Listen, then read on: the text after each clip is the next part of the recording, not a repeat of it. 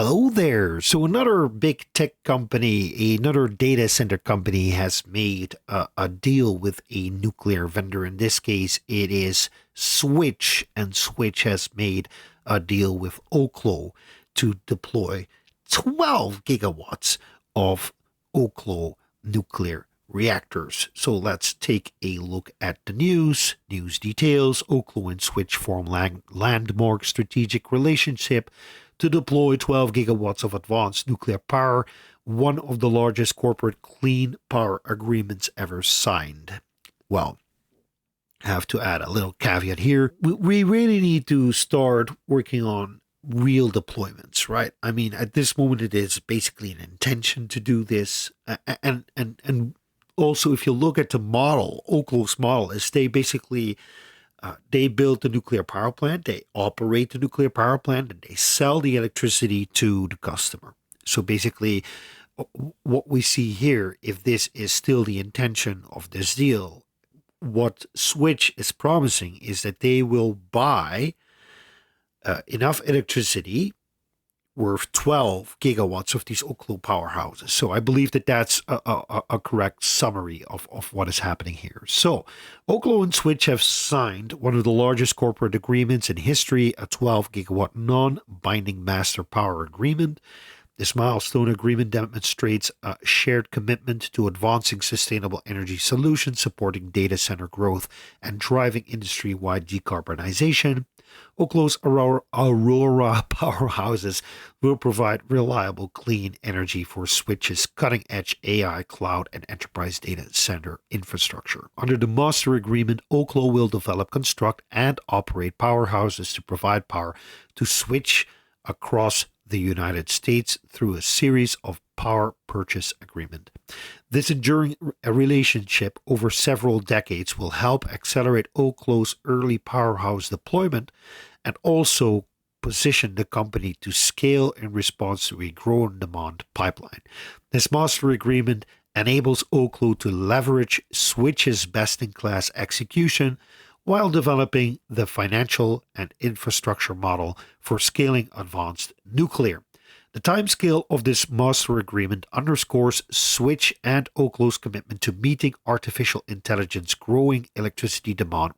So let's go take a look at their infrastructure, right? So first we go to Reno. That's one of their new projects. So what you can see, and this is very interesting, if you look at these Switch data centers, they have all these red power delivery infrastructure. They paint them red. Don't ask me why. And it's pretty interesting. I believe that it's power delivery. So if you haven't seen me talk about this already, first of all, what I need to say is that a data center, depending on how modern a data center is, how efficiently it is set up, how much servers are in there, how much chips are in there, the power demand for a data center can range. A building such as this can easily use 25 megawatts of power, maybe even 50 megawatts of power. In the future, we're going to build more and more hyperscalers, and these hyperscalers, they go beyond using 100 megawatts per building. So the first thing that you may note with these buildings is that they have their own power delivery infrastructure, starting with a transformer station. You need to be attached to grid if you need to draw as much as 25, 50, 100 megawatts. You have to have a very beefy connection to the grid. So that's what you see over here, two of these switch yards in essence. So first we're going to look at the right building, right? So what you need to do is you get this electricity and you want to feed it into the building. You have to transform it down. Now, I don't know exactly what the transformation path is, but in the end, these chips that are inside these servers, they only use they use less than 3 volts of power. Some of these chips don't even use 2 volts, 1.4 volts. It's absolutely nothing. But if you look at how much power they consume, some of these chips can easily consume 200 watts of power. So the trouble is that if you get this power and it is delivered to you at, like, let's say that this is perhaps 50 kilovolts. First, you have to transform it down to like 200, 220. I don't know exactly which steps are taken here, but let's say that in my house we get 220 volts, right? Then you have this power supply unit, and this power supply unit then transforms it down to 12 volts and less, right? So that's what needs to happen here. I think that all of these things are stepping it down to 220 volts. Now, I don't believe that these over here are the power supplies, but these red ones over here, that these are the power supplies. Although you can also see that there's some cooling infrastructure over here. So maybe this is also, you can see all those gray ducts going into the building. So let's assume that these red things are for cooling, and these gray things over here are for power delivery. That could be the logic behind these colors, because you can see the cooling fans at these places. So I believe that this is for cooling and this is for power delivery, or it might be the other way around. In any case, it doesn't make that much of a difference. So power goes in. You need to feed power for hundreds of these CPUs that perform all this work. And then the building gets heated up. You know, all these electric components that are turning. Basically, the funny thing is they're not turning electrons into data. Yes, that's a result, but they're turning electrons into heat. That's essentially what is happening. So there's all these tiny little switches inside these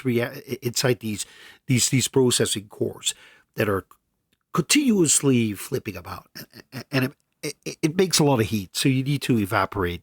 You need to make sure that this heat gets evacuated from this facility. Otherwise, at some point, your circuits are going to get fried.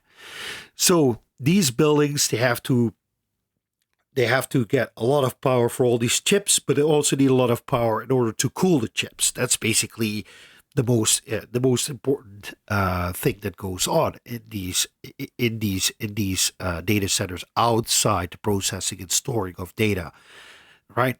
So over here you can see they have one data center. Then over here there's another data center. As you can see, this one isn't ready yet. There's still, as you can see, there's so many components lying around here. They're clearly still building it up, because the configuration is also slightly different. This configuration is different from this configuration, and this configuration is different from those two configurations.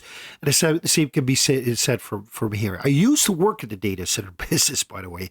I used to be a server administrator for the Dutch Railways and for a couple of other large corporate customers. And we didn't have data centers this big back then. Our data center was maybe one fifth of what this is. Now, by the outline of what you can see happening over here, they are clearly starting to construct the second or third data center.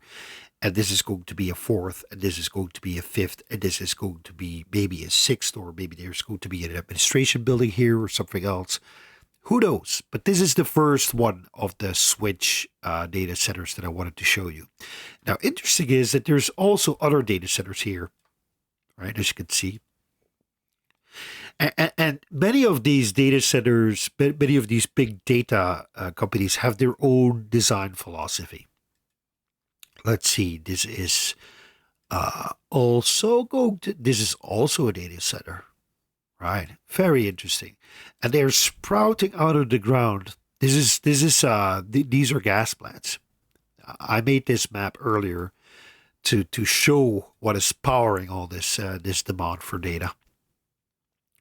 Solar panels, a lot of stuff like that. So that's Reno.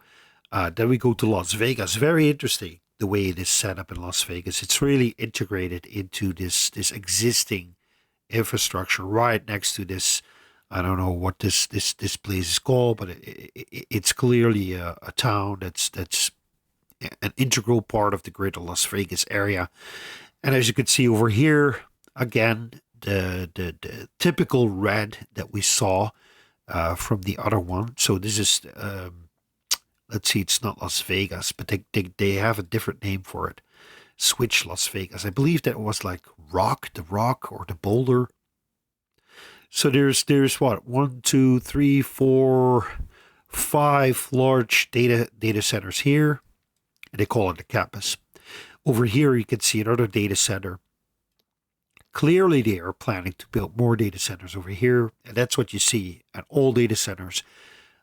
If they can manage to grab more space next door, then that's where they will build a new data center. Over here, we have the switch yard, obviously, with some big beefy transformers that step down the power, the voltage, to get it down to a voltage that can be handled. Over here, here's another switch yard. All of these buildings have their own switch yard. This here is a smallish data center, as you can see, right?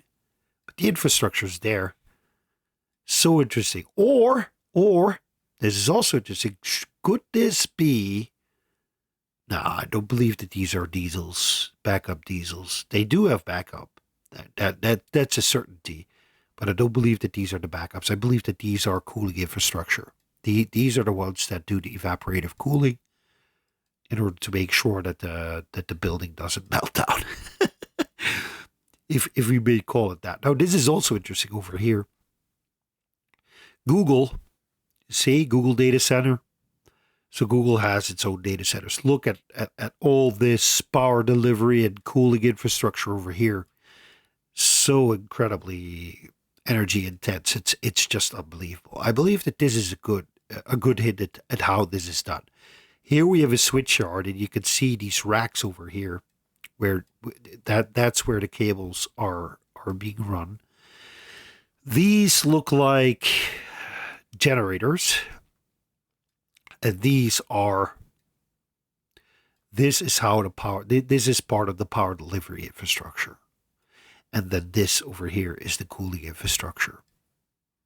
I believe that that's the way it is done. Over here, you can see these tanks hold, sometimes they hold diesel if they really want to have, if they really want to over provision a lot of backup capacity for their diesels. But it's also possible that they are water storage tanks. I think that it is more likely that these are water storage tanks because they use evaporative cooling in order to cool these data centers. So that's Las Vegas. They have another one over here in Austin. That's near Dell. So over here we have the Dell Technologies. This is a data center, yes, and they are building. Switch is building data centers alongside here. It's funny how you can already see the layout, of this power delivery infrastructure, the cooling infrastructure, the racks that are going to be installed over here. Super interesting stuff. Over here, that's where they are going to build a secondary data center. Now, obviously, you can't just plug your Aurora powerhouse anywhere near here because there's almost no space to speak of. I would build it right over here in this forest. Or is it a lake? I don't know. Looks like a lake. I would build it around, but the people who live here might be nervous about that. Again, in another data center. Data centers are everywhere these days. They're just spouting out of the ground like they're dwarfs. So then we get Atlanta, right? So this over here is Google, and over here, signature red, cooling infrastructure or power delivery. And then again, ongoing construction projects for new data centers. 100%. These are going to be data centers, no question about it. So this is one of their other. Now this over here is also going to be a data center. I mean, they're spouting out of the ground like crazy. Right. Center Square, Atlanta Data Center. I mean, they're just everywhere. We are going to take a look at Virginia after we're done with this this flight over over America. So over here, Grand Rapids, this is one of those weird places where they try to do something trendy first. Again, with the red power delivery or cooling infrastructure and then this pyramid, really weird. Why would you build it in a pyramid shape? But obviously, you can see the groundwork is being done for an additional not power data center over here. Now we've basically seen all of Switch's data centers. Let's just go to Maryland over here, Virginia, Washington. I mean, for those who don't know how big the data center industry is, just take a look at this. I mean, data centers are. Just look at it over here. I am confident in saying that this over here is power infrastructure, power delivery infrastructure, right? And the cooling infrastructure is built onto the roof. This is how we used to build our data centers. So this is quite familiar to me. These are power delivery buses, and this is cooling infrastructure. But it's just incredible. Look at all these data centers. The purple ones, I believe that that's Amazon, as you can see, right? Amazon data center. So the data center demand is going to be huge. Now let's get back to Oklo. This is a very interesting website. I really advise you to go and look. This is very interesting.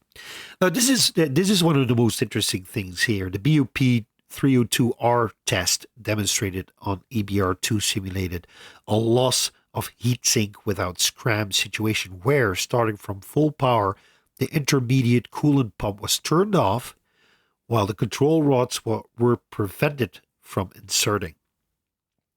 The reactor temperature automatically stabilized within minutes. So basically what they simulated was there's a problem with the pumps. There's no circulation anymore, so the reactor is not actively cooled anymore. So what happens is there's a liquid metal this used to be a liquid metal fast breeder reactor. Now what they are trying to do is they want to build a liquid metal fast reactor. They're no longer going to breed more fuel than it consumes. So what happens is there's no shutdown rods in there. So normally what you would expect is that the reactor would keep getting hotter and hotter and hotter, right? Now, what is the result of this? If the reactor gets hotter, it basically it expands. It becomes bigger. And the space between all the molecules in the liquid metal becomes bigger as well, bigger as well, and bigger as well. So what happens is these neutrons, the reactivity of this reactor goes down because the space between the molecules becomes bigger. And this basically means that there's less fissions occurring. And because there's less fissions occurring, the heat goes down again and down again and down again. So the reactor contracts a little and the reactor contracts a little.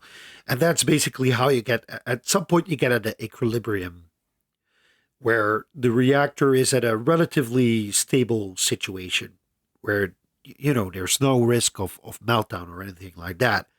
It just relatively cool. Well, don't put your finger in the salt because of not the salt. Don't put your finger in the liquefied metal because obviously it will be burned to a crisp. But the temperature is relatively controlled at that point, and that's what you see over here. Then the SHRT 5054 test 5045R test demonstrated on EBR2 simulated loss of flow without a scram situation where, starting from full power, the primary and intermediate coolant pumps were simultaneously turned off while the control rods were prevented from inserting. Again, the reactor rapidly and safely stabilized, right? So this is what you see. The temperature goes up, right? And then at one point, when you reach a certain temperature, it basically comes down again. So that's really what you want. You want to get it to a stable situation where it no longer runs away from you, where it basically says, okay, I'm fine with the state that I'm in right now. I'm not going to fission more than is needed. I'm not going to heat up much more than you would like me to. Not that it Not that it has a not that it does this consciously. This is simply how physics works. Now, I'm not a reactor specialist. I'm not a nuclear engineer, so please forgive me if I was not, if I'm not an expert at explaining these things. I'm just a nuclear enthusiast who tries to tell everybody what's going on and how this is awesome. Now, this is an interesting bit of video that I want to share with you because it tells you something about how they intend to recycle fuel. Oklo is deploying advanced fission powerhouses with the goal of providing clean, reliable, and affordable energy at scale. Existing nuclear plants already generate large amounts of clean electricity, but they only utilize about 5% of the energy in their fuel. The remaining 95% can be unlocked through recycling. If we were to recycle all the existing used nuclear fuel in the U.S., that energy content could power the country for over a century with near zero carbon emissions. Recycling used fuel not only minimizes radioactivity, but also reduces the volume of waste that needs disposal. It has the potential to lower energy costs significantly through enhanced fuel availability and efficiency. Fuel recycling technology has been developed and refined over the last several decades, and Oklo is planning to deploy a commercial-scale fuel recycling facility in the U.S. by the early 2030s. Now, this is interesting. So they want to build a fuel recycling facility. So what you have is you have this spent nuclear fuel which comes out of the reactor. You want to make it ready so that you can put it into this Aurora powerhouse reactor. And that's what they're going to do in this recycling facility.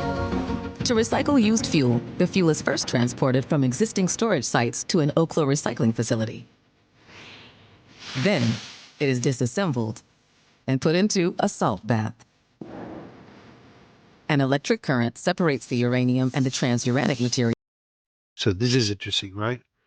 So an electrode separates the uranium from the transuranic materials. From the unusable fission products. The fission products are collected from the salt and cast into a solid waste for safe storage.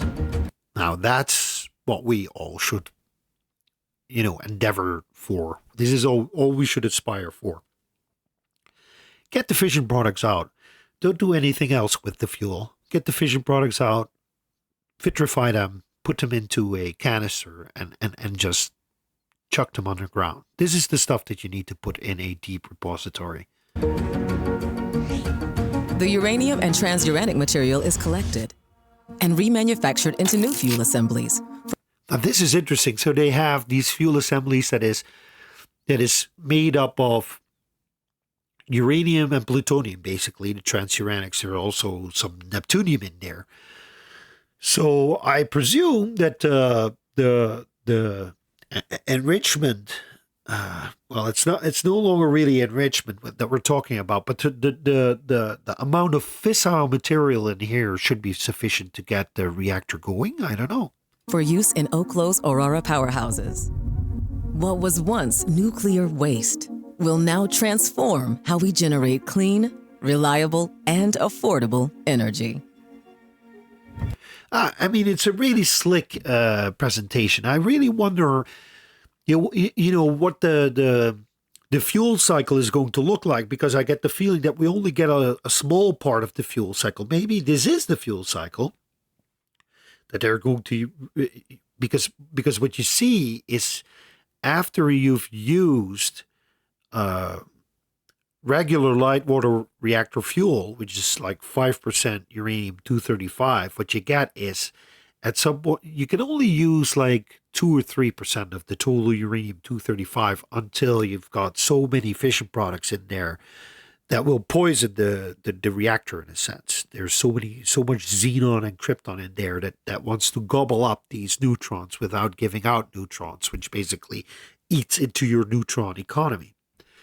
So, but at the same time, what happens is there's also uranium-238 that is capturing neutrons, which turns into plutonium-239.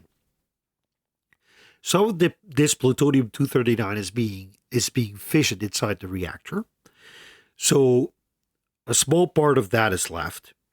I will find there is this graph that shows you what happens. So what you're left with is like somewhere between 1 and 2% fissile material. Now, if you take the fission products out and you basically remix the other stuff, it's likely that the percentage has gone up. So if you remove 2, 3, or 4% fission products out of this out of the 100% material that's in there, and you then remix that, you turn 95% into 100% again, then you basically get more fissile material percentage-wise than you initially had. I hope that it makes sense. I hope that it makes sense to you. But this looks like the trick that Oklo is going to perform in order to get these reactors going. Now the question is that enough? Do they need a little bit of a seed material? Do they need a little bit of HALEU, for instance, to get it going, or just regular low enriched uranium? I don't know. Somebody who is much smarter than me, if you know this, please leave a message down below and help us understand this. Now, this is also interesting, the FAQ, because these are the two questions that I find my most interesting.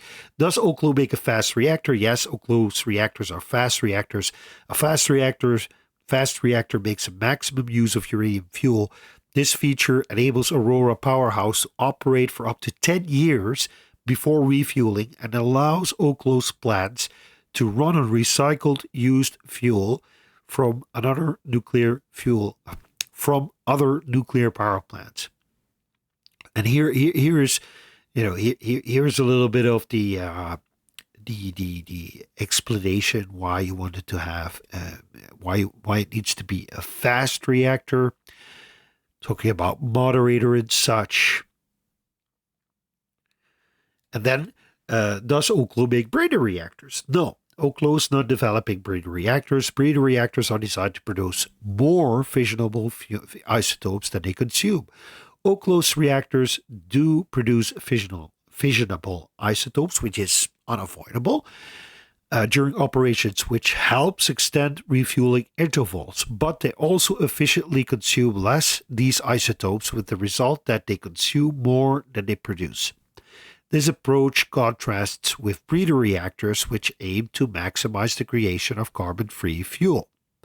The configuration of a reactor as a breeder is unnecessary for Oklo, as our reactors can produce energy from recycled used fuel, with a focus on minimizing carbon emissions. This is very interesting. I really want to learn more about what this fuel cycle looks like, because it gives the impression that they are going to basically keep the cycle going by adding new recycled fuel in there all the time. That's their makeup fuel, basically. And at some point, they need to get it out, because obviously at some point you need to extract the fission products again. That's the thing that makes me wonder, how are you going to keep a reactor operational for 10 years? But, I'm ill-equipped to really game this out, to really calculate this stuff. In any case, I think that this is a really cool news release. I really hope that they get to build their reactor quite fast. We really need more of these reactors coming online sooner rather than later. And with that, you've made it to the end of this video. Please make sure that you leave a comment, like, and subscribe. Press the bell icon if you don't want to miss any of my new videos. And if you want to support me, please consider becoming a paying member on Patreon or a member of the channel on YouTube. In any case, thank you all for watching, and may the stroke force be with you. Bye-bye.